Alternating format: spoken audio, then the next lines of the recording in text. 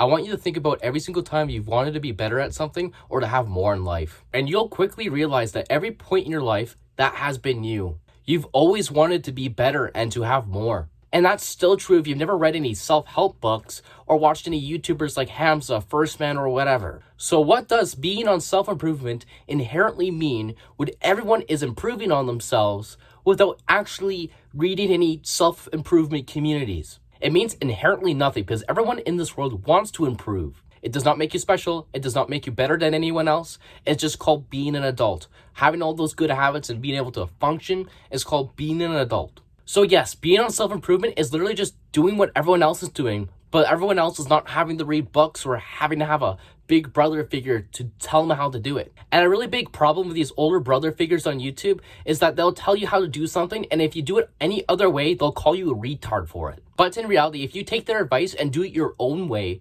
you'll learn a lot more from your mistakes than any YouTuber, any book, or any parent. I've been part of the greater self-help community for about a year. What I've learned from it, other than a couple of good habits, is that it gives men an inflated sense of ego when they haven't earned it yet. I fell for that same trap myself. I told myself I was going to be a millionaire by 22 or some shit like that when I can't even clean my fucking room. Because YouTubers would release videos on how to change your life overnight or over a year. And in reality, it does not just take one day or a year. It takes many years to change your life. It may only take a couple of weeks to change the direction of your life. However, it takes years to actually change your life. It takes years by doing all the good habits and actually putting work into yourself. And that's all by trial and error.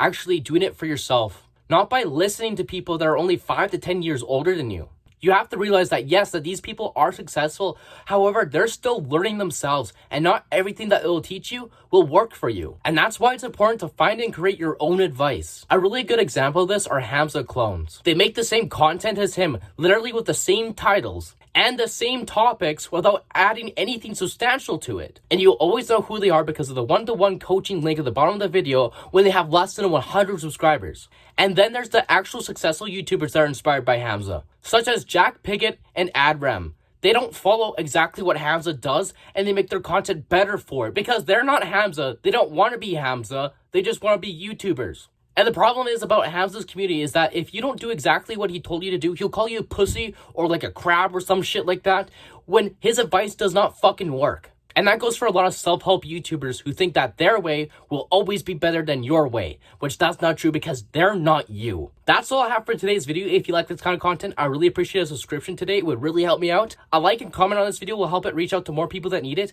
And remember to love yourself so you can save yourself.